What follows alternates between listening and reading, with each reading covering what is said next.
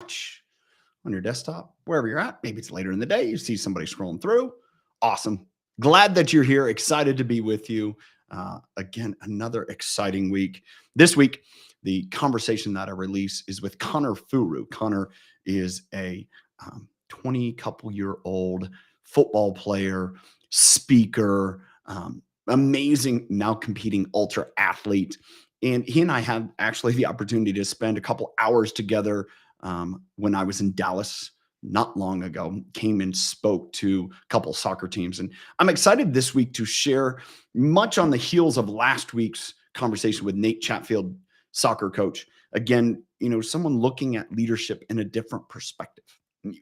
Connor's perspective is of those leaders who've led him, but also is his generation.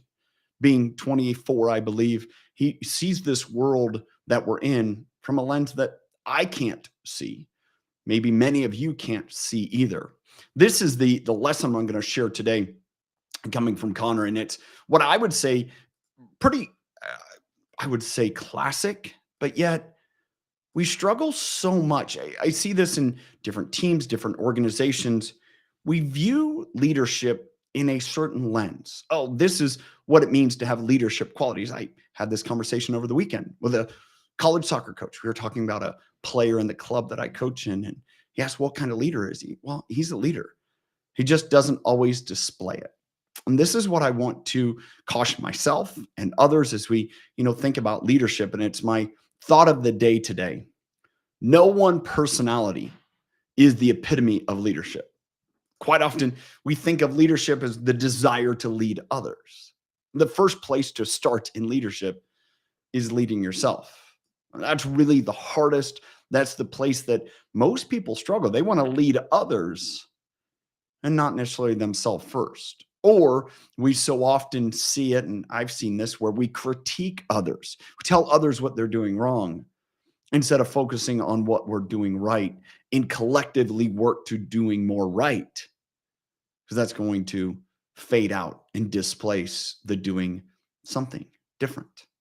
See, no one personality is the epitome of leadership. Leadership comes in all forms, all shapes. We see leaders all over the world that are different. You're different. I'm different. But yet when we can harness our unique skills and understand our strengths and our uniqueness and be able to share that and impart that on others, we have to lead ourselves first. What does that mean? It's being disciplined. It's making sacrifices. We can do it all. I was thinking about earlier this morning. We can do it all, but we have to sacrifice. So that means there's some things that we can't do. If we want to do it all, we have to sacrifice and realize there's things we can't do.